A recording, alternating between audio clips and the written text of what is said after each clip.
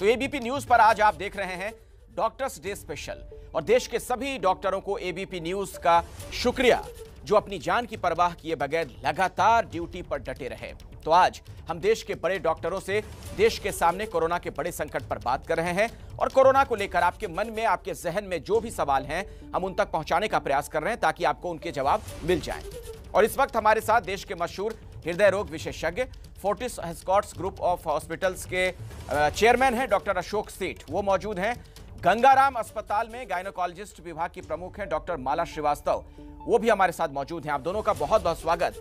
और डॉक्टर माला, मैं आपके पास ही पहले आना चाहूंगा और सवाल यही है महिलाओं के संदर्भ में, उनके कॉन्टेक्स्ट में मेरा ये सवाल कि कोरोना के बाद इस बार महिलाओं में किस तरह की दिक्कतें आ रही हैं? आपके पास जो ज्यादातर केस आ रहे हैं, क्या है वो मामले? सेकेंड वेव में हमने देखा है कि प्रेग्नेंट वुमेन के लिए बहुत मुश्किल हुआ है ये सेकेंड वेव। हमारे जो फर्स्ट वेव में प्रेग्नेंट वुमेन को इन्फेक्शन तो हुआ था लेकिन उनको इतना सीवियर इन्फेक्शन नहीं हुआ था।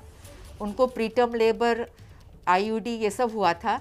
लेकिन जो सेकेंड वेव हमने देखी है, बहुत भयंकर सेकेंड वेव देखी है, उसमें 1/3 जो पेशेंट्स को इन्फेक्शन हुआ है उसको बहुत सीवियर इन्फेक्शन हुआ है और हमारी मॉर्टेलिटी भी हुई है और पेशेंट्स हमारे आईसीयू में भी काफ़ी दिन रहे हैं। तो ये जो कोरोना की जो सेकेंड वेव है ये प्रेग्नेंट वुमेन के लिए बहुत घातक साबित हुई है। अच्छा, तो ऐसे में आप क्या सलाह देना चाहेंगी तमाम लोगों को, तमाम महिलाओं को जो इस वक्त एबीपी न्यूज़ के माध्यम से आपसे मुखातिब हैं? हम यही कहेंगे सबको कि जितना जल्दी हो सबको वैक्सीनेशन करवा लेना चाहिए, क्योंकि कोरोना के विपरीत जो हमारे पास सबसे स्ट्रॉन्ग वेपन जो है वो वैक्सीनेशन ही है। इसके अलावा हमें जो social distancing, mask, hand washing, ये सब जो हमें मेंटेन करना है, कोरोना प्रोटोकॉल जो हमें मेंटेन करना है, प्लस वैक्सीनेशन ही हमारे पास एक स्ट्रॉन्ग वेपन है अगेंस्ट कोरोना। क्योंकि हमने देखा है कि जो 2 वैक्सीनेशन के बाद भी जिन लोगों को कोरोना हुआ है उनको सीवियर इन्फेक्शन नहीं हुआ है। तो हमारे पास अभी एक प्रोटेक्शन जो है, जो हमारे पास एक स्ट्रॉन्ग प्रोटेक्शन है, एविडेंस बेस्ड प्रोटेक्शन है कि एटलीस्ट हम वैक्सीनेशन ले लें। ये सच है कि कई लोगों को 2 डोज वैक्सीनेशन के बाद भी कोरोना हुआ है, लेकिन डेफिनेटली इतना सीवियर नहीं हुआ है कि उनकी जान को बच जाए। इसीलिए मैं सबको कहूँगी, जो हमारी यंग लेडीज़ हैं, यंग मदर्स हैं, कि जैसे जैसे हो सके, जितनी जल्दी हो सके वैक्सीनेशन के लिए आप खुद जाइए और वैक्सीनेशन लीजिए। यही आपके लिए प्रोटेक्शन है। ये बहुत अच्छी सलाह आपने दी है और मुझे लगता है कि जो हमारे तमाम दर्शक हैं इन चीज़ों का ख्याल रखेंगे भी। डॉक्टर अशोक सेठ भी अब हमारे साथ जुड़ गए हैं। बहुत बहुत स्वागत है डॉक्टर साहब आपका। और डॉक्टर्स डे पर आप तमाम लोगों को बहुत सारी शुभकामनाएं। देश भर के जो डॉक्टर हैं उनके हम सभी लोग आभारी हैं, ऋणी हैं। अच्छा डॉक्टर साहब जी, डॉक्टर साहब, दूसरी लहर में कोरोना की रफ्तार अब भले ही धीमी पड़ गई हो, लेकिन वायरस के जो बदलते रूप हैं उससे थोड़ी चिंता यह है तीसरी लहर को लेकर। आपको क्या लगता है तीसरी लहर के लिए देश कितना तैयार है? देखिए, अब देश दूसरी लहर से डेफिनेटली ज्यादा तैयार है। अब हमें यह समझना है कि पहली लहर हमें इसलिए नहीं रियलाइज हुई या बहुत कम रही बिकॉज गवर्नमेंट ने बहुत अच्छे और बहुत अहम स्टेप टाइम पे लिए, जबकि दूसरे देश सफर कर रहे थे। अनलॉकडाउन भी बड़े आराम से हुआ, सिस्टमैटिकली हुआ और हमारे पॉलिसी मेकर्स एंड रेगुलेटर्स ज्यादातर उनके डिसीजन में बहुत सही रहे और इसलिए हमने विशियस फर्स्ट वेव नहीं देखी, जो कि उस टाइम पे भी होती। इन अ वे थोड़ी कंप्लेसेंसी हो गई थी, थोड़ी रिलैक्सेशन हो गई थी, थोड़ी कोविड बिहेवियर और फटीग हो गया था। और जो सेकेंड वेव आई सिर्फ उसकी वजह से नहीं आई, वो आई बिकॉज वायरस म्यूटेट हुआ, हमारी जीनोमिक टेस्टिंग सही नहीं रही, हमने वार्निंग्स को देखा नहीं और सेकेंड वेव एक विशेष थी। मैं कहूंगा कि मेडिकल एक्सपर्ट्स भी शॉक्ड हो गए, सरप्राइज हो गए और मेडिकल एक्सपर्ट्स ने भी, हमने भी उस वार्निंग को नहीं समझा कि ऐसी वेव आएगी। सो इस टाइम पे मैं क्वाइट क्लियर हूं, 3 चीजें इन प्लेस हैं। एक तो कि हमारी सेंसिटाइजेशन और सेंसिटिविटी कि इतना विशियस म्यूटेशन हो सकता है वायरस का अब और हो गया है। जीनोमिक टेस्टिंग, वार्निंग को देखना, डेल्टा प्लस वेरिएंट पे स्क्रूटिनी रखना। अब आपने खुद ही देखा होगा कि सबकी वजह से, हर चीज की वजह से, including second wave, including policy makers, including आपकी वजह से, हर हमारी वजह से ये स्क्रूटिनी बहुत ज्यादा हो गई है उस जीनोमिक टेस्टिंग पे। सेकेंडली, वैक्सीनेशन के एक रोड मैप आ गया है, वैक्सीनेशन की अवेलेबिलिटी का रोड मैप, वैक्सीनेशन कितना देना है वो हमने देखा ही है कि बढ़ गई है। Soon we would reach that the 10 million mark, और जो हम 1 करोड़ मार्क कहते हैं। I think more and more people will be getting tested, vaccinated, और वो हमारा एक है। आई थिंक जहां हम डेफिशिएंट हैं सबसे अभी भी कोविड अप्रोप्रिएट बिहेवियर पे बहुत डेफिशिएंट है। And it is nobody's fault, मैं कहता हूं it is a fault in the sense कि अगर फटीग सेट इन होती है और लोग कहते हैं कि 1.5 साल हो गया, let us go out and enjoy ourselves, तो फर्क ये है कि वेस्ट में भी ये होता है और यहाँ पे भी यही है। साइकोलॉजी हर एक की सेम है। There will be 5 to 10% people जो कि ये सब करेंगे ही, बट अनफॉर्चुनेटली हिंदुस्तान में वो 10% जो पॉपुलेशन है in a country which is highly congested, जहां पे पॉपुलेशन डेंसिटी ज्यादा है, जहां पे पर स्क्वायर किलोमीटर ज्यादा लोग हैं, उनमें वो 10% ही एक क्राउड बन जाता है और वो विशियस वायरस का स्प्रेड कई गुना ज्यादा हो जाता है then compare to the west. So उसका जो इफेक्ट हमारे पे आ सकता है वो बहुत गंभीर आ सकता है। तो इसलिए हमारे देश को जहां पे सिविक सेंस वैसे ही पुअर मानी जाती है, जहां पे सेल्फ डिसिप्लिन वैसे ही पुअर माना जाता है, और जहां पे वैसे ही अंडर एजुकेटेड लोग ज्यादा हैं, हमें और स्ट्रिक्ट होना चाहिए। मास्किंग एंड डबल मास्किंग तो हम कहते ही हैं, हैंड वॉशिंग, डिस्टेंसिंग एक प्राइमरी के इंपॉर्टेंस रहेगी जब तक हम आगे बढ़ ना जाएं और वैक्सीनेशन और पूरे ना होते जाएं। तो यही कहूंगा कि आई डोंट बिलीव कि सेकेंड वेव विशियस होगी। I think we can even avoid the second wave by waves तो आती ही रहेंगी। I want you to understand कि nothing, there's going to be a second wave, there's going to be a third wave, there's going to be a fourth wave and a fifth wave. These bumps, the issue is how big is this bump going to be, and we can control the bump into these little spikes which will keep coming, and we will be able to suppress the virus. That is the message that I want to give. It is in our hands. जी doctor Seth, आप देश के जाने माने heart doctor हैं, heart के बहुत बड़े डॉक्टर हैं। मुझे जरा ये बताइए, जो बात कही जा रही थी कि डेल्टा प्लस जो वेरिएंट है वो और ज्यादा खतरनाक साबित हो सकता है, क्या इस तरह की कोई रिसर्च, कोई फाइंडिंग आप लोगों के सामने भी है? कुछ इस तरह की जानकारियां मिल रही हैं? I think it is too early. It is a speculation जो कि based on certain virological mutation जो हुई है उस पे speculation based है। अभी तक इसका कोई evidence नहीं है, और अगर हम स्क्रूटिनी रखेंगे तो हमें और बातें पता चलेंगी, और हमें 1-2 महीने में और बातें पता चलेंगी। बट सिंपल बात यह है कि चाहे कितना भी खतरनाक हो, उसका स्प्रेड तो मास्किंग से इजीली रोका जा सकता है। फाइनली वैक्सीन उसके अगेंस्ट भी इफेक्टिव है, चाहे थोड़ी एफिकेसी कम हो, बट सीरियस डिजीज से बचाती हैं, हॉस्पिटलाइजेशन से बचाती हैं, डेथ से बचाती हैं। तो कोई भी वेरिएंट आ जाए, हमें as long as genomic testing और सर्वेलेंस कर ले तो हमारी मास्किंग, डिस्टेंसिंग और वैक्सीनेशन हमें बचा लेगी। So I think this is far more important. और जो स्पेकुलेशंस हो रही हैं, स्पेकुलेशन सही बात है, ये वार्निंग होती है, ये हाइपोथेसिस होती है, बट हमें एक्चुअली इसको इम्प्लीमेंटेशन में लाना, और इस डेल्टा प्लस के बारे में हमें बातें कि वो विशियस है कि नहीं over a period of time पता चलेगा, बट थ्योरेटिकली जरूर विशियस हो सकता है पहले वायरस से हो सकता है। ठीक है डॉक्टर माला, मैं आपके पास आना चाहूंगा, और जरा मुझे ये बताइए हमारे दर्शकों को कि जो महिलाएं गर्भवती हैं वो कोरोना काल में अपना ख्याल कैसे रखें, क्या एहतियात बरतें, और वैक्सीनेशन के लिहाज से भी सलाह दीजिएगा कि क्या गर्भवती महिलाएं भी वैक्सीन लगा सकती हैं बिना किसी हिचक के, बिना किसी डर के? डेफिनेटली जो हमारी प्रेग्नेंट मदर्स हैं उनको अपना बहुत ख्याल रखना चाहिए, क्योंकि डेफिनेटली इम्यूनिटी थोड़ा सा प्रेगनेंसी में डाउन होती है।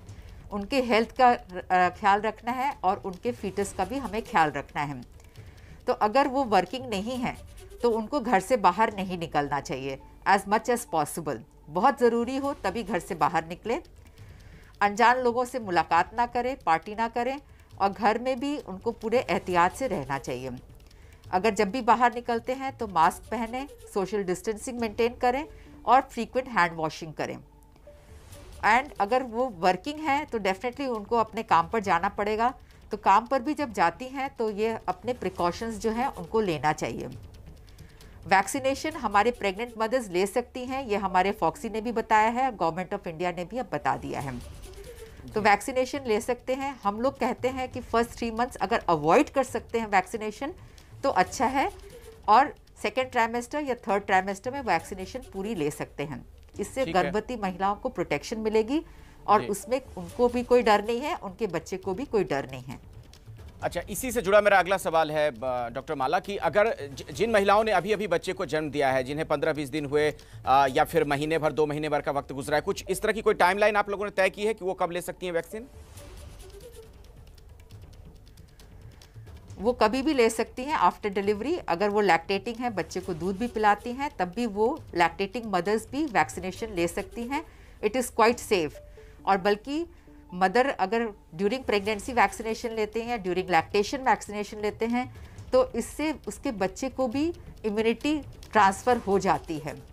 So it's a good thing. अगर हमारी गर्भवती महिला या प्रेग्नेंट मदर्स वैक्सीनेशन लेते हैं या लैक्टेटिंग मदर्स वैक्सीनेशन लेते हैं तो उनके बच्चे को भी ये फ़ायदा होता है।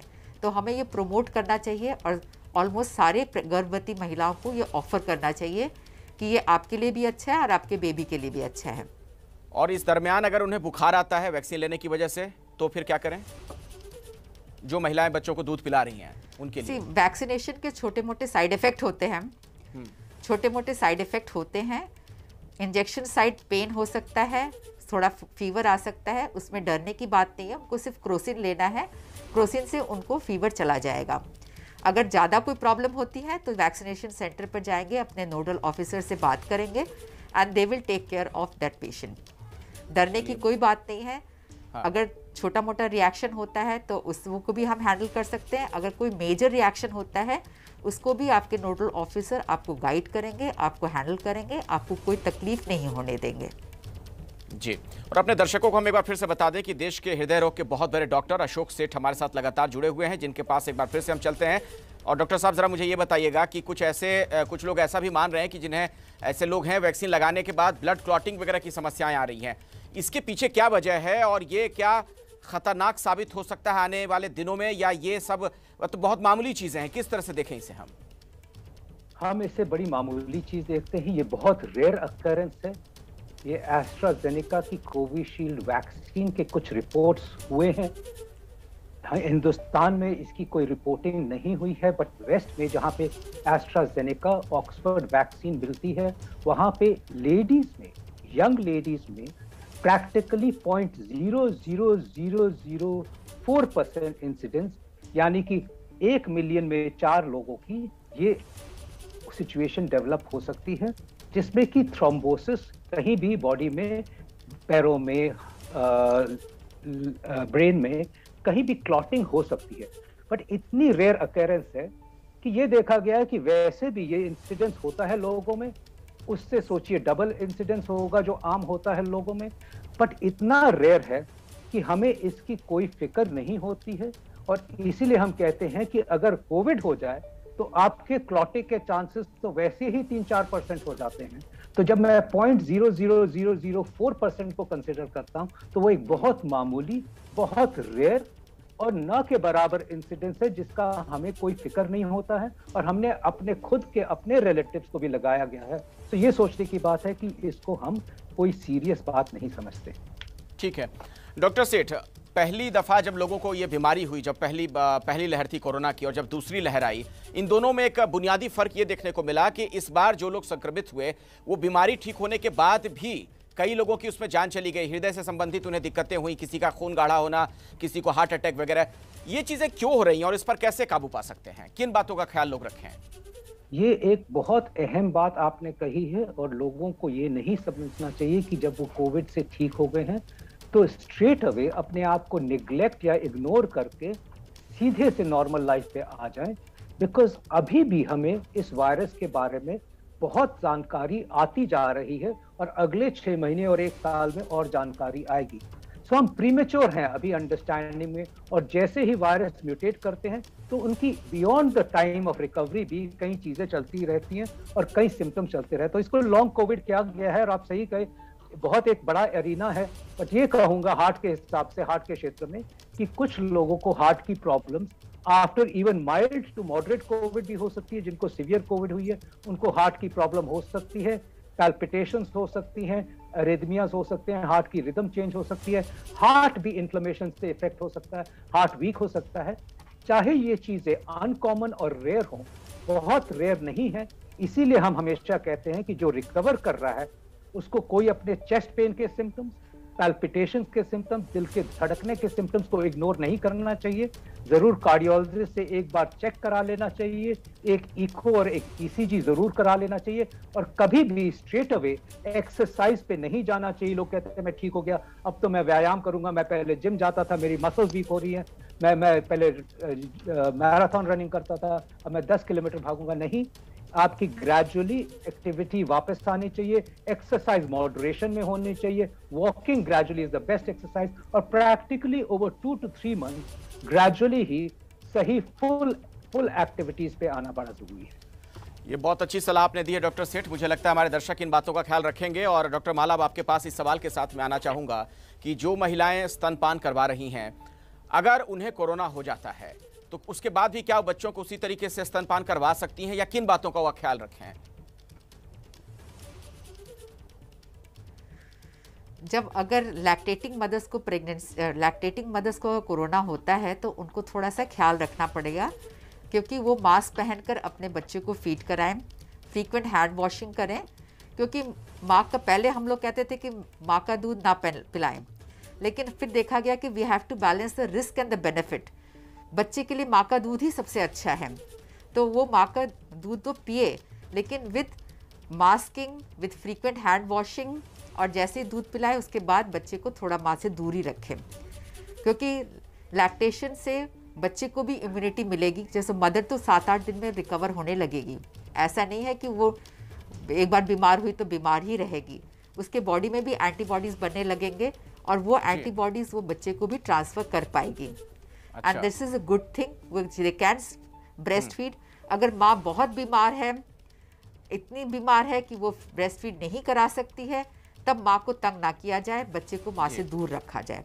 अगर माँ को सिम्टम्स कम हैं या माइल्ड फीवर है, तभी उसको एनकरेज किया जाए ब्रेस्ट फीडिंग के लिए। अदरवाइज अगर उसकी खुद माँ बीमार है तो फिर डेफिनेटली बच्चे को दूर रखा जाए, ताकि उसको इन्फेक्शन ना हो और मदर को भी रिकवर करने में अच्छे से टाइम मिल जाए। चलिए, डॉक्टर माला श्रीवास्तव और डॉक्टर अशोक सेठ, आप दोनों का बहुत बहुत धन्यवाद हमारे साथ जुड़ने के लिए। और आखिर में एक बार फिर से आप लोगों को पूरा देश सलाम करता है। डॉक्टर्स डे के मौके पर ही नहीं, हर रोज आप लोग वाकई में देवदूत हैं।